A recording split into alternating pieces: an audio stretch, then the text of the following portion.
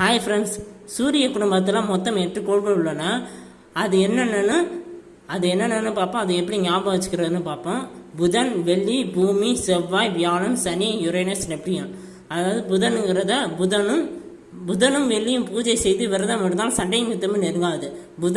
புதன், வெள்ளி பூஜை பூமி செய்து செவ்வாய் விரதம் இருந்தால் வியாழன் சண்டையும் சனி யுத்தமும் யுரேனஸ் நெருங்காது. புரிகிறதா?